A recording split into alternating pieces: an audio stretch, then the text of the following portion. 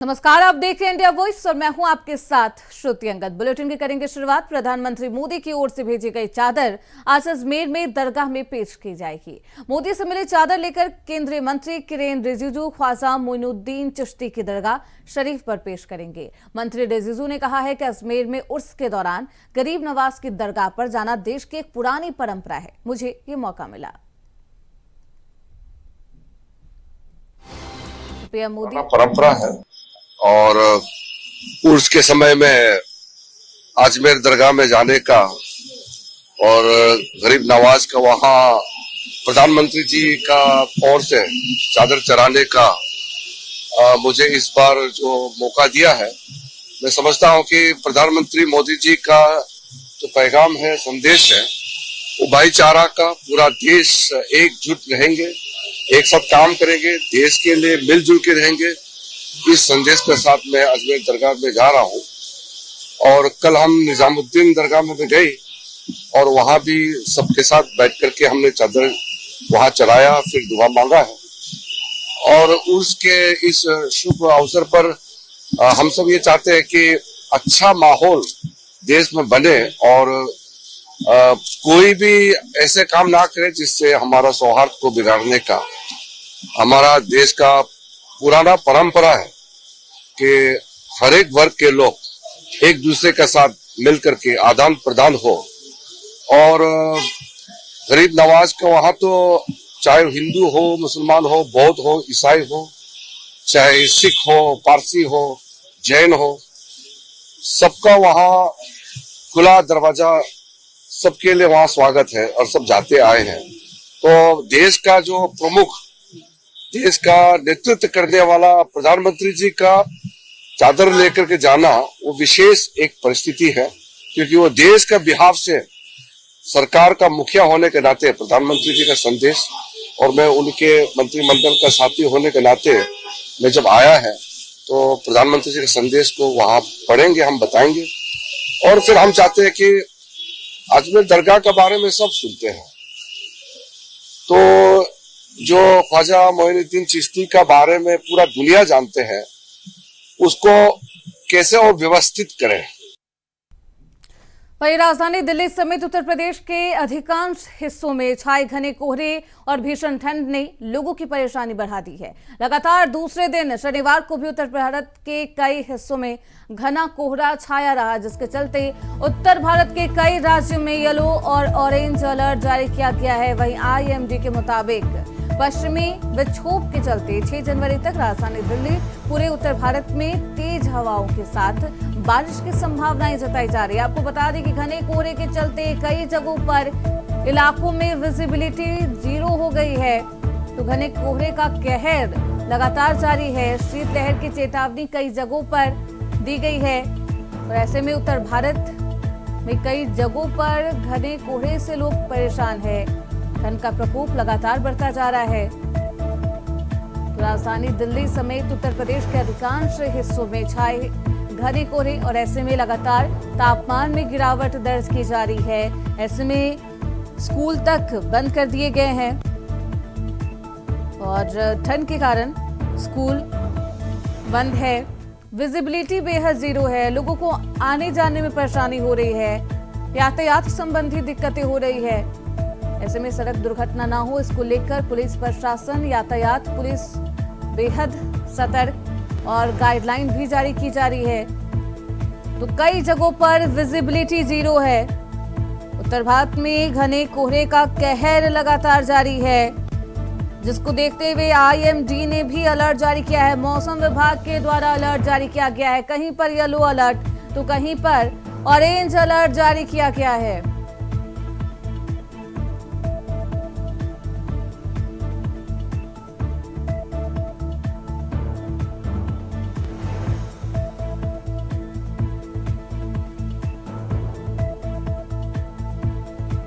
तो हमारे साथ हमारे सहयोगी अवनीश मनी त्रिपाठी गोरखपुर से जुड़ चुके हैं। विनय मिश्रा अयोध्या से इस खबर पर ज्यादा जानकारी के साथ जुड़ चुके हैं। राजू तिवारी रायबरेली से इस खबर पर ज्यादा जानकारी के साथ जुड़ चुके हैं। सबसे पहले अवनीश, मैं आपके पास ही आना चाहूंगी। गोरखपुर में मौसम कैसा है? मौसम का मिजाज कैसा है?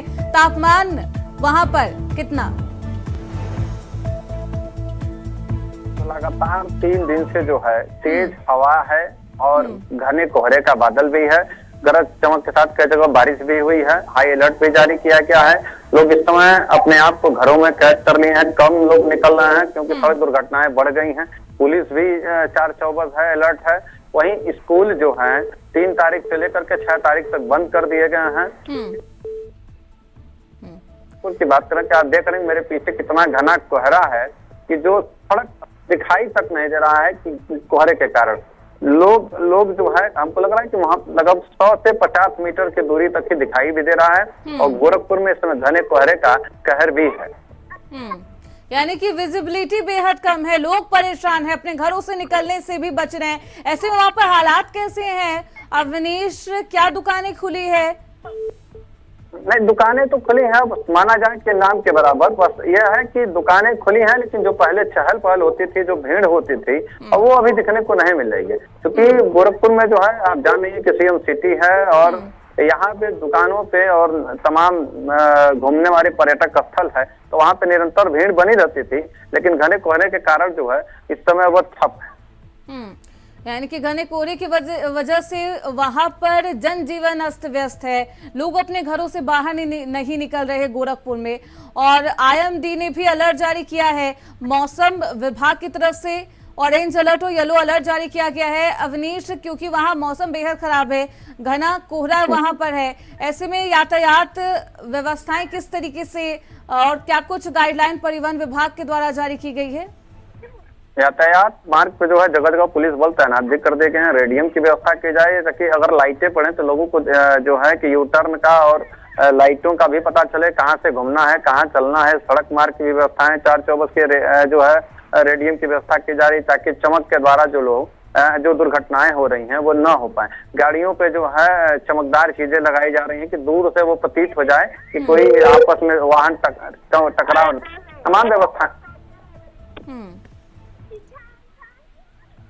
यानी कि लोगों को काफी परेशानी हो रही है। और हमारे साथ अयोध्या से विनय भी लगातार बने हुए हैं। विनय, वहां पर मौसम का क्या कुछ हाल है? टेम्परेचर में कितना गिरावट, क्या कुछ स्थिति वहां पर कोहरे की?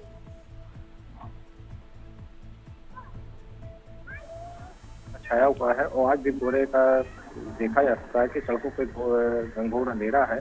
और यहाँ पे जो डीएम ने है जो मौसम को देखते हुए जो छुट्टियां कर दी हैं, 1 से लेकर के 8 तक की जो है छुट्टियों का घोषणा कर दी गई है, क्योंकि यहाँ पे बेहद ठंड का मौसम देखने को मिल रहा है। और यहाँ पे जिस तरीके से जो कोहरा छाया हुआ है तो दुर्घटनाएं भी बढ़ सकती है। इसलिए जो है यहाँ के यातायात में इसने जो है एक बैठक करके लोगों को जागरूक किया गया है कि अपनी गाड़ियों में फॉग लाइट लगा करके चले और स्लो चले, क्योंकि जो है कोहरे की में जो है विजिबिलिटी जो है काफी कम हो जाती है, इसमें दुर्घटना काफी हो सकती है। तो इसलिए जो है इन लोगों को जो है दिशा निर्देशित भी किया गया है। और इस तरीके से यह माना जा रहा है कि यहाँ पे जो ठंड का कहर है वो लगभग 7 के करीब में जो टेम्परेचर है, और लोग अपने घरों में भी हैं। छोटे बच्चे जो है घरों में ही रुक के बैठे हुए हैं।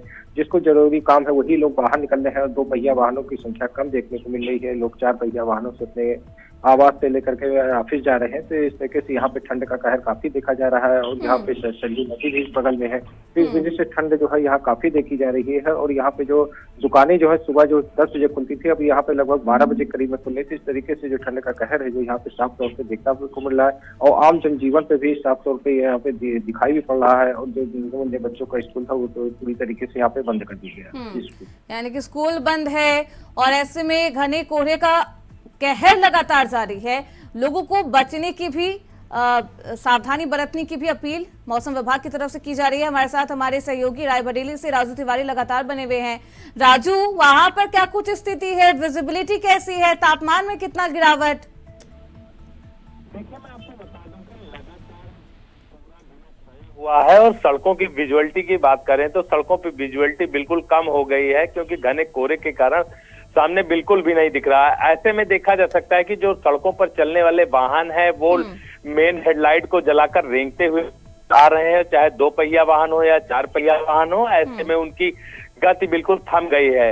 अगर कहा जाए ठंड की, तो ठंड का प्रकोप लगातार जारी है। सूर्य देव के दर्शन 2 दिन तो हो गए हैं, बिल्कुल भी नहीं हुए हैं। तो इसके कारण ये कहा जा सकता है कि ठंड कड़ाके की है। और ऐसे में आम लोगों का जीवन यापन बिल्कुल अस्त व्यस्त सा हो गया है। आने जाने वाले अगर राहगीरों की बात करें तो राहगीर कहीं न कहीं आग का सहारा लेकर अपने वाहन का इंतजार करते हैं और गंतव्य स्थान तक जा रहे हैं। वहीं अगर रायबरेली जिला अस्पताल की बात करें तो रायबरेली जिला अस्पताल में चाहे सांस, सर्दी और अस्थमा के जो मरीज हैं उनकी संख्या में लगातार बढ़ोतरी देखने को मिल रही है। वहीं अगर मरीजों की बात की जाए तो मरीजों में बच्चे और बुजुर्ग इसका लगातार शिकार हो रहे हैं और वो लगातार उनकी संख्या में बढ़ोतरी हो रही। हालांकि जिला प्रशासन की बात करें तो जिला प्रशासन की तरफ से बच्चों और बुजुर्गों को इस ठंड में बचने के उपाय बताए गए हैं और कम निकलने के भी चेतावनी दी गई है। तो ऐसे में साफ तौर से अगर कहा जाए तो जिस तरह से कड़ाके की ठंड पड़ रही है, ऐसे में आम जन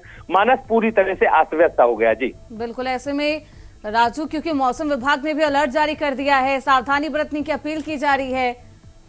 और हमारे सहयोगी प्रथम चौधरी गाजियाबाद से भी जुड़ चुके हैं। प्रथम, गाजियाबाद में मौसम का हाल कैसा, मौसम का मिजाज कैसा, तापमान कितना है वहां पर और कैसी स्थिति अभी बनी हुई है? आपको बता दें, आज गाजियाबाद में घना कोहरे के कारण जो विजिबिलिटी है वो 60 मीटर दर्ज की गई है। उसी के साथ जो न्यूनतम तापमान है वो 6.6 डिग्री सेल्सियस जो दर्ज किया गया है। और वहीं दोपहर में अनुमान लगाया जा रहा है कि हल्की धूप के बाद जो है तापमान वो 18 डिग्री सेल्सियस तक पहुंच जाएगा।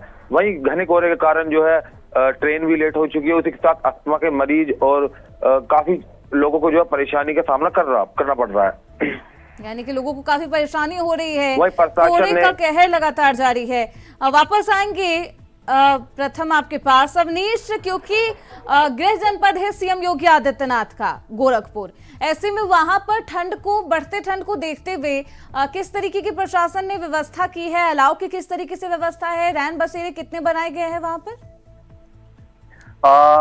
गोरखपुर में जो है, जैसा कि आप जान रहे हैं, मुख्यमंत्री का शहर है और जगह जगह अलाव की व्यवस्था की जा रही है। जो है कि जगह जगह अलाव जला दिए गए हैं। वहीं लगभग हमको लग रहा है कि करीब 500 से ऊपर जो है रन बसेरे की व्यवस्था की गई है। वहीं जो पहले लोग सड़क मार्ग में सो जाते थे, रिक्शे वाले अन्य लोग, उनको भी रन बसेरे में जो है जिला प्रशासन भेज करके उनको ठहरने की व्यवस्था दे रही है। और माना जा सकता है कि जो सड़कों पे लोग दिखते थे, इस समय रैन बसेरे की व्यवस्था 4 चौबस है। वहाँ पे ठंड से बचने के भी उपाय हैं, तमाम चीजें हैं, भोजन पानी की व्यवस्था है, अलाव की व्यवस्था है, कंबल की व्यवस्था है। सारी व्यवस्थाएं जो है जिला प्रशासन द्वारा कर दी गई है और लोग उसका लाभ भी ले रहे हैं। विनय, मैं आपके पास आऊंगी। विनय, क्योंकि लगातार ठंड बढ़ती जा रही है, तापमान में गिरावट दर्ज हो रहा है, ऐसे में जो आम ऐसे लोग हैं जो बेसहारा है, मजबूर है, उनकी स्थिति वहां पर कैसी है? और साथ ही साथ क्योंकि कंबल वितरण योजना भी सीएम योगी आदित्यनाथ के द्वारा जारी किया गया है, तो क्या कंबल बांटा जा रहा है, क्या उन्हें कंबल दिया जा रहा है, उन्हें किस तरीके की सुविधा दी जा रही है, अलाव की व्यवस्था वहां पर कैसी है, रैन बसेरे कितने बनाए गए हैं और रैन बसेरों में क्या कुछ सुविधाएं? बिल्कुल श्रुति, आपको बता दूं कि यहाँ पे नगर निगम के द्वारा जो है जगह जगह अलाव की व्यवस्था की गई है और तमाम जगह रैन बसेरा भी बनाए गए हैं कि जिससे जो लोग सड़कों पर सोते थे वो सड़कों पे ना सो करके बल्कि जो है रैन बसेरे में जा करके सोए। और इसके लिए बाकायदा जो है नगर निगम के जो मेयर है हरीश चंद्र त्रिपाठी, उनके द्वारा निर्देशित किया गया है कि ये गाड़ियां जो है शाम को 7 बजे करीब निकलती है और लोगों को देखती है, अगर कोई सड़क पे है तो उसको ले जा करके जो है रैन बसेरे में उसको सुलाने का काम करती है। और रैन बसेरे की पूरी तरीके से व्यवस्था की गई कि अयोध्या है, राम की नगरी अयोध्या है, तो इसमें किसी प्रकार की कमी ना हो, ठंड से लोग कोई परेशान ना हो, तो इसमें जगह जगह अलाव की व्यवस्था की गई है। और पूरे जनपद की जो नगर पालिका क्षेत्र है, नगर पंचायत है, उसमें भी जो है मुख्यमंत्री का आदेश है कि सभी जगह अलाव जलाए जाए और गरीबों को कंबल बांटे जाए। तो उस तरीके से कंबल बांटने का कार्य शुरू कर दिया गया है। जो गरीब लोग हैं उन्हें निःशुल्क जो कंबल बांटा जा रहा है और जो जनप्रतिनिधि है उनकी भी सहायता से जो है जगह जगह कंबल का वितरण किया जा रहा है। तमाम समाज सेवी है उनके द्वारा भी किया जा रहा है। तो इस तरीके से जो ठंड से बचाने के लिए जो है मुख्यमंत्री का जो उपाय है कारगर साबित होता हुआ है अयोध्या में नजर आ रहा है, क्योंकि अलाव की व्यवस्था होने से जो है गरीबों को, जो राहगीरों को काफी राहत महसूस होती है। जो प्रमुख स्थान होते हैं, बस अड्डे हैं, रेलवे स्टेशन है, अस्पताल है, प्रमुख चौराहे हैं, तो इन सब जगह पे तमाम लोग इकट्ठा होते हैं और ठंड से बचने के उपाय किए जाते हैं। लेकिन वहीं पे सुबह के समय अगर बात किया है तो सुबह के समय जो है अलाव की व्यवस्थाएं नहीं होती है, लेकिन जल्द ही जो नगर निगम के अधिकारियों के द्वारा और मेयर के द्वारा भी कहा गया है। व्यवस्था क्यों नहीं हो पा रही अलाव की, विनय? जी, अलाव की जो व्यवस्था, जो प्रशासनिक अलाव की व्यवस्था है वो कई स्थानों पे की गई है, लेकिन वो जो शाम के समय में उसको जलाया जाता है, सुबह के टाइम का उसकी कोई व्यवस्था नहीं है। लेकिन उसके लिए भी कहा गया है कि जल्द जो है सुबह की टाइम भी जो है अलाव जो है जलाने की व्यवस्था की जाएगी, क्योंकि सुबह के समय भी लोगों को ठंड लगती है और इस समय जो है कोहरे का भी यहाँ पे प्रकोप देखा जा रहा है और ठंड जो है धीरे धीरे बढ़ती जा रही है।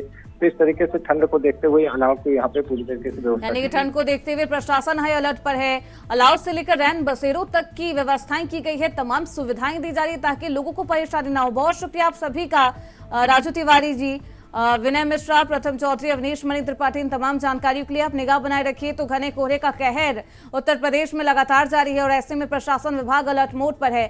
खबरें बढ़ते हैं आगे। प्रयागराज महाकुंभ में आज सन्यासी परंपरा की निरंजनी अखाड़े की पेशवाई यानी छावनी प्रवेश शोभा यात्रा निकाली जाएगी। ये शोभा यात्रा अल्लाहपुर में बाघंबरी मठ से शुरू होकर तमाम रास्तों से होती हुई मेला क्षेत्र में प्रवेश करेगी।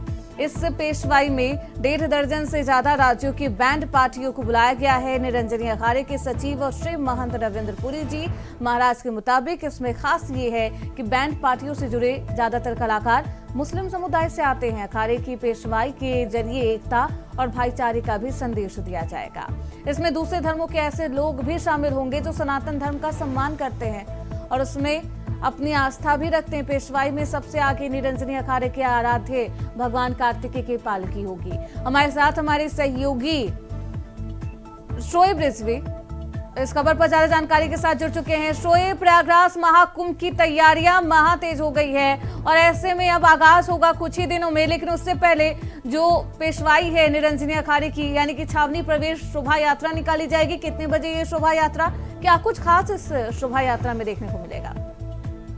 देखिए, अब से थोड़ी देर बाद ये शोभा यात्रा अल्लाहपुर का बाघंबरी मठ है उस इलाके से शुरुआत की जाएगी और विभिन्न मार्गों से शहरी इलाके के होते हुए ये छावनी प्रवेश करेगी। यानी कुंभ नगर जो है जहाँ पर 13 तारीख का स्नान पर्व शुरू होगा वहाँ पे ये पहुँचेगी और जो इनका स्थान है वहाँ पर ये आवाज करेंगे। तो अब से कुछ देर बाद बैंड बाजों की तमाम धार्मिक धुनों के साथ पूरे जोश के साथ आगे आगे नागा साधुओं की पूरी फौज होगी।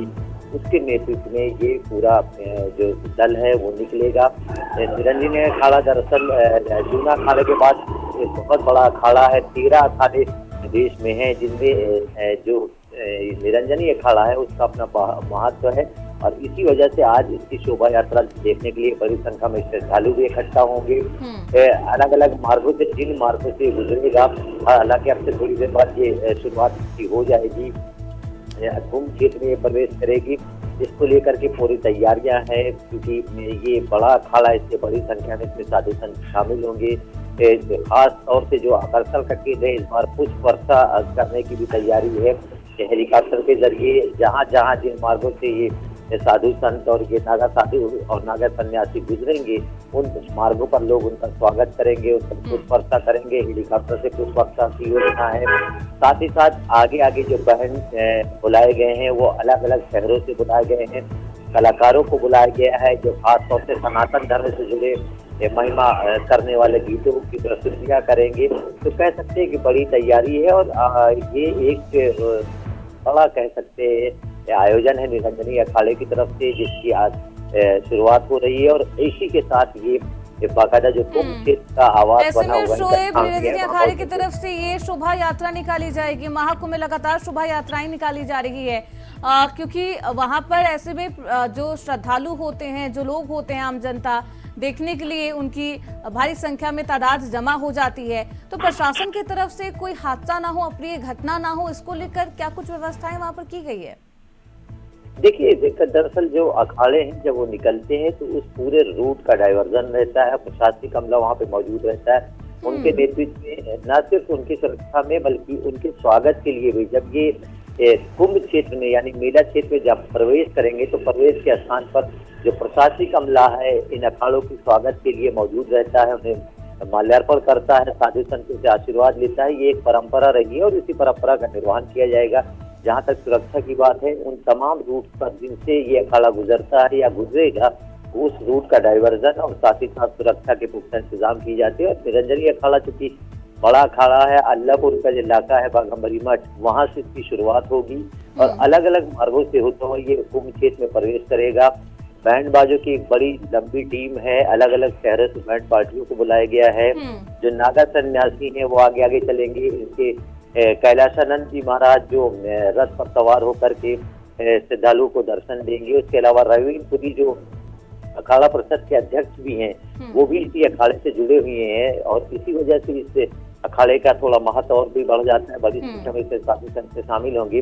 रविंद्रपुरी जी महाराज जो है वो 13 अखाड़े जो है उनका नेतृत्व करते हैं, उसके अध्यक्ष हैं और मुख्य तौर से वो निरंजनी अखाड़े से जुड़े हुए जिस अखाड़े की आज पेशवाई होनी निरंजनी है। अखाड़े की पेशवाई की शोभा यात्रा निकाली जाएगी और ये बेहद भव्य शोभा यात्रा होने वाली है। इसको लेकर प्रशासन भी तैयार है और लोग बेहद उत्साहित। बहुत शुक्रिया शोएब आपका इन तमाम जानकारी।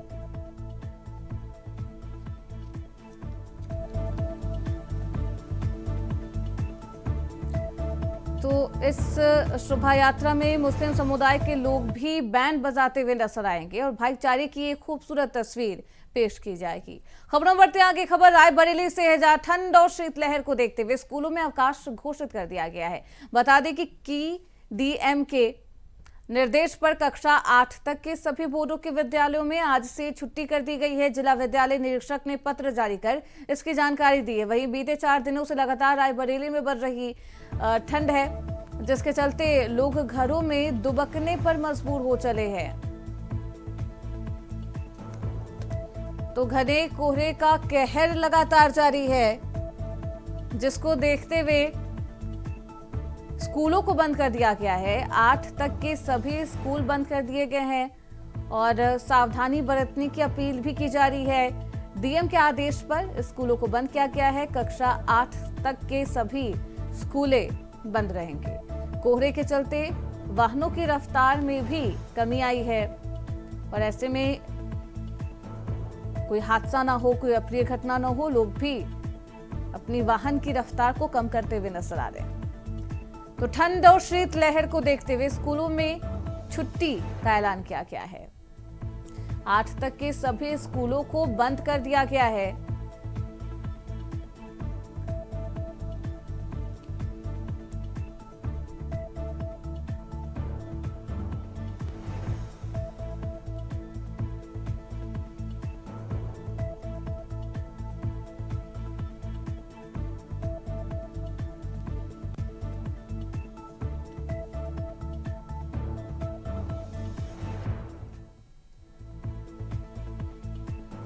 तो डीएम ने स्कूलों को बंद करने के आदेश दिए हैं।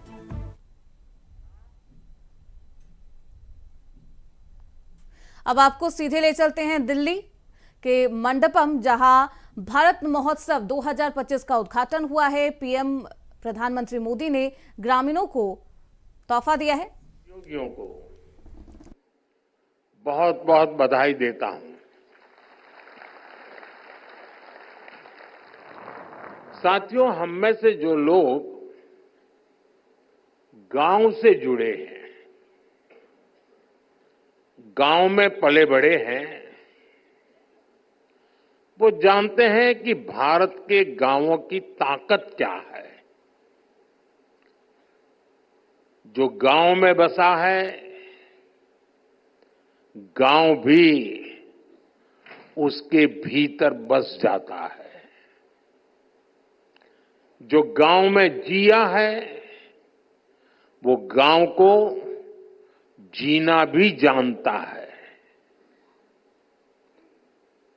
मेरा ये सौभाग्य रहा कि मेरा बचपन भी एक छोटे से कस्बे में एक साधारण परिवेश में बीता और बाद में जब मैं घर से निकला तो भी अधिकांश समय देश के गांव देहात में ही गुजरा। और इसलिए मैंने गांव की समस्याओं को भी जिया है और गांव की संभावनाओं को भी जाना है। मैंने बचपन से देखा है कि गांव में लोग कितनी मेहनत करते रहे हैं, लेकिन पूंजी की कमी के कारण उन्हें पर्याप्त अवसर नहीं मिल पाते थे। मैंने देखा है गांव में लोगों की कितने यानी इतनी विविधताओं से भरा सामर्थ्य होता है, लेकिन वो सामर्थ्य जीवन की मूलभूत लड़ाइयों में ही खप जाता है। कभी प्राकृतिक आपदा के कारण फसल नहीं होती थी, कभी बाजार तक न होने के कारण फसल फेंकनी पड़ती थी। इन परेशानियों को इतने करीब से देखने के कारण मेरे मन में गांव गरीब की सेवा का संकल्प जगा, उनकी समस्याओं के समाधान की प्रेरणा आई। आज देश के ग्रामीण इलाकों में जो काम हो रहे हैं, उनमें गांवों के सिखाए अनुभवों की भी भूमिका है। 2014 से मैं लगातार हर पल ग्रामीण भारत की सेवा में लगा हूं। गांव के लोगों को गरिमापूर्ण जीवन देना, ये मेरी सरकार की प्राथमिकता है। हमारा विजन है भारत के गांव के लोग सशक्त बने, उन्हें गांव में ही आगे बढ़ने के ज्यादा से ज्यादा अवसर मिले, उन्हें पलायन ना करना पड़े, गांव के लोगों का जीवन आसान हो। और इसलिए हमने गांव-गांव में मूलभूत सुविधाओं की गारंटी का अभियान चलाया। स्वच्छ भारत अभियान के जरिए हमने घर घर में शौचालय बनवाए। पीएम आवास योजना के तहत हमने ग्रामीण इलाकों में। फिलहाल इसी के साथ इस बुलेटिन में बस इतना ही। देखते रहिए इंडिया वॉइस।